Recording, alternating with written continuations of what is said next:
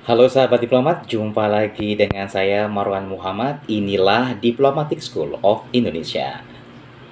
Ya, setelah sekian lama kita vakum karena memang ada beberapa kesibukan berkaitan dengan coronavirus 19 atau coronavirus disease 19 2019 atau disingkat dengan COVID-19, sehingga kami beberapa kali sempat ingin menyampaikan informasi terkini dari dunia diplomasi Indonesia, namun terhalang karena ada kesibukan yang lain tadi. Namun kembali kami hadirkan ke ruang dengar Anda untuk edisi hari ini adalah edisi terkait dengan pelantikan 20 Duta Besar luar biasa dan berkuasa penuh Republik Indonesia yang telah dilantik oleh Bapak Presiden Republik Indonesia Joko Widodo pada hari Senin 14 September 2020.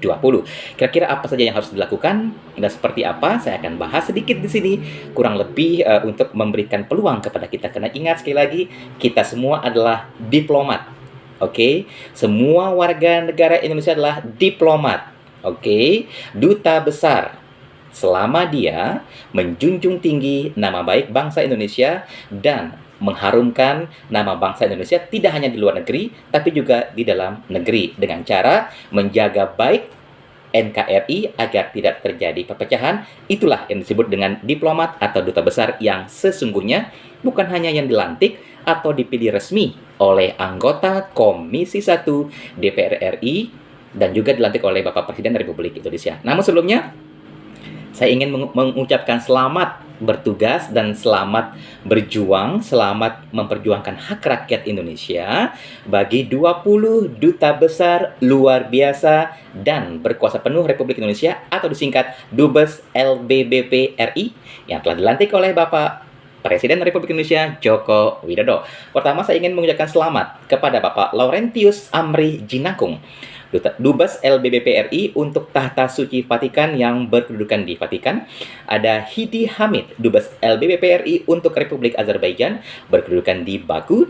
Ada Maijen TNI Purnawirawan Imam Edi Mulyono, Dubes LBBP RI untuk Republik Bolivarian Venezuela, merangkap Republik Trinidad and Tobago, Grenada, Saint Lucia, Dominica, kemudian Saint Vincent dan juga The Grenadines yang berkedudukan di Caracas. Kemudian saya juga ingin mengucapkan selamat kepada Bapak Mayor Vas, saya kenal baik beliau, Duta Besar Republik Indonesia untuk Kerajaan Belanda, merangkap OPCW berkedudukan di Den Haag. Kemudian ada Bapak Ridwan Hasan, Dubes LBBP RI untuk Qatar, berkedudukan di Doha. Kemudian ada Ibu Ratu Silvi Gayatri, Dubes LBBP RI untuk Republik Finlandia, merangkap Estonia yang berkedudukan di Helsinki. Kemudian ada Sukmo Harsono, Dubes LBBP RI untuk Republik Panama, merangkap Republik Honduras, Republik Costa Rica, dan Republik Nicaragua yang berkedudukan di Panama City. Kemudian ada Agung Kurniadi, Dubes LBBP RI untuk Ekuador, berkedudukan di Quito.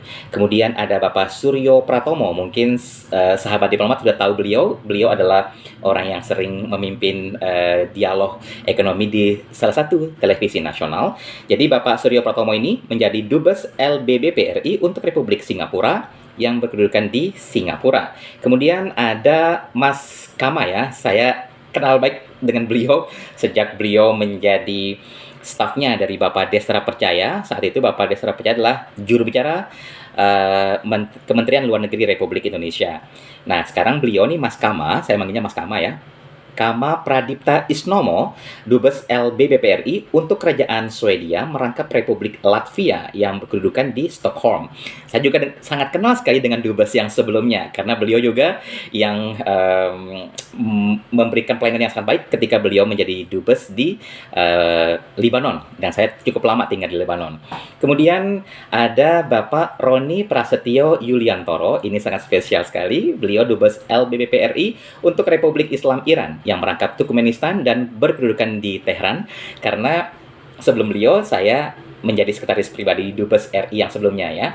Kemudian habis Pak Roni ada ini ayah saya sendiri, Bapak Andri Hadi, Dubes LBBP RI untuk Kerajaan Belgia, merangkap Kehariapatihan Luxembourg dan Uni Eropa yang berkedudukan di Brussel. Kenapa saya bilang ayah saya sendiri, meskipun bukan ayah kandung ya.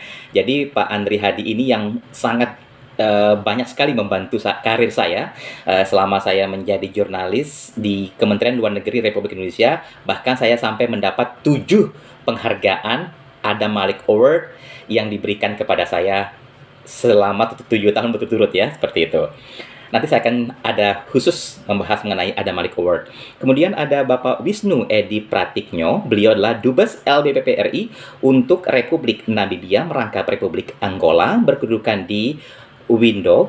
Kemudian ada Bapak Muhammad Lutfi. Jadi Bapak Muhammad Lutfi ini juga dulu dubes di Jepang dan beliau juga mantan menteri dulu ya.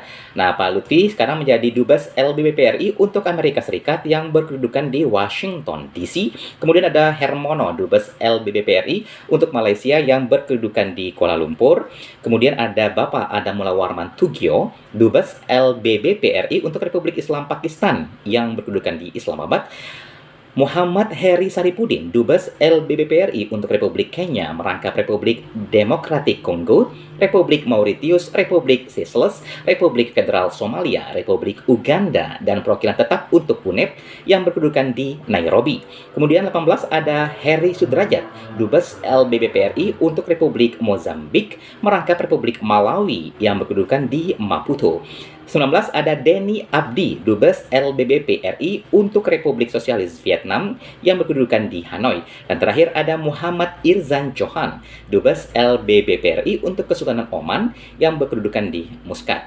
Sekali lagi saya ingin mengucapkan selamat kepada 20 dubes LBBP RI yang telah dilantik oleh Bapak Presiden Republik Indonesia Joko Widodo pada tanggal 14 September tahun 2020.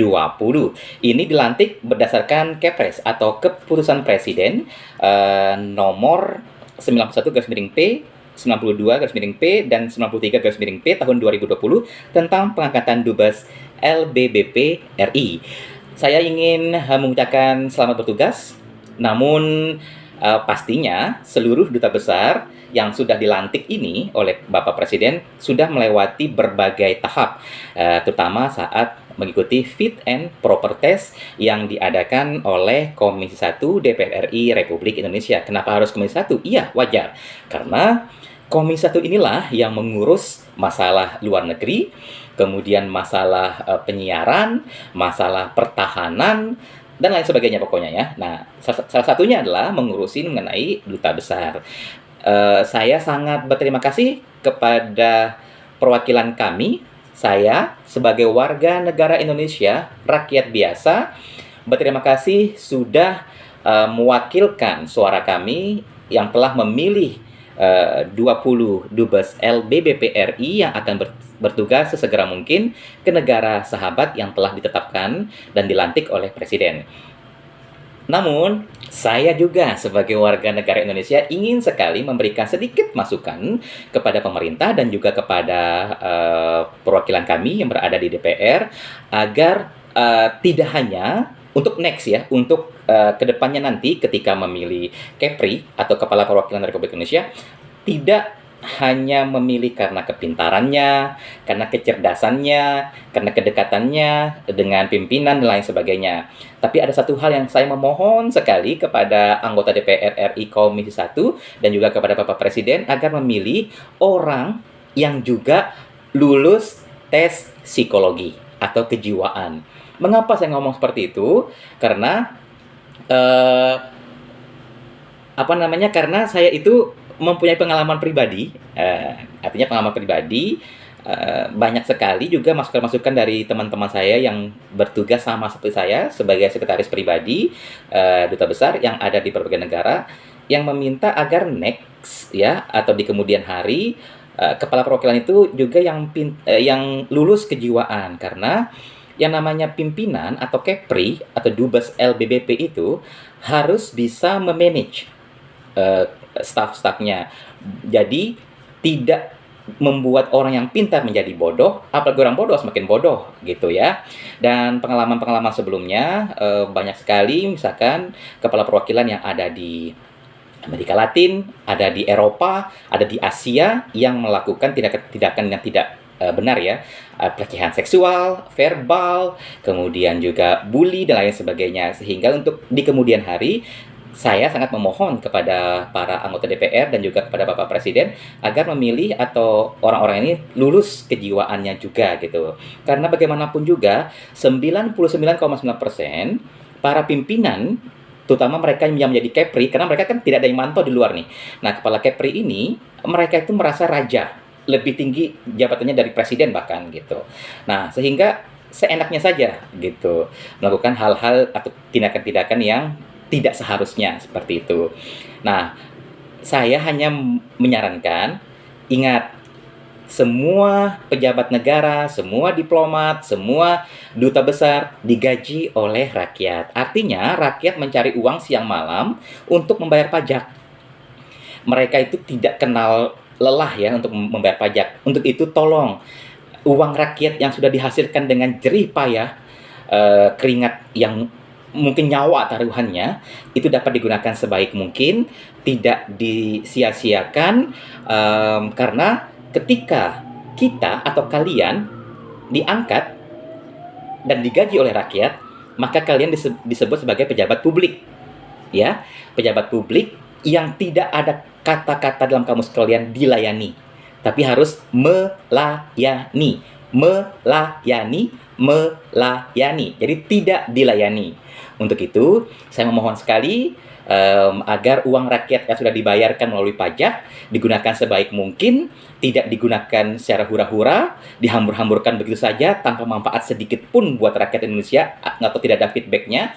Sehingga kami memohon sekali, saya sebagai rakyat Indonesia memohon sekali kepada anggota Komisi 1 DPR RI dan juga kepada Bapak Presiden untuk next dapat menguji kepala perwakilan atau utusannya nanti dengan tes kejiwaan gitu ya, sehingga nama baik bangsa itu bagus di luar negeri gitu ya, sehingga kita sendiri tidak sia-sia memberikan pajak, membayar pajak dan mengikhlaskan uang kita digunakan untuk hal-hal yang benar. Karena sekali lagi ini pure berdasarkan pengalaman saya dan pengalaman teman-teman saya yang seprofesi saat kami membantu kepala perwakilan yang berada di luar negeri. Demikian yang dapat kami sampaikan. Sekali lagi, hanya ingin mengucapkan selamat kepada 20 duta besar luar biasa dan berkuasa penuh Republik Indonesia yang telah dilantik oleh Bapak Presiden Joko Widodo pada tanggal 14 September 2020.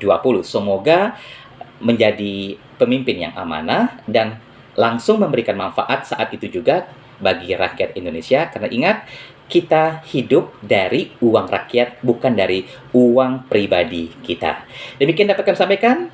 Mewakili seluruh rakyat Indonesia, kami mengucapkan terima kasih. Wabillahi taufiq wal hidayah. Wassalamualaikum warahmatullahi wabarakatuh. Ingat, kita semua adalah diplomat, karena kita orang-orang yang selalu menjunjung tinggi dan menjaga nama baik bangsa Indonesia, baik di dalam negeri maupun di mancanegara. Sampai jumpa.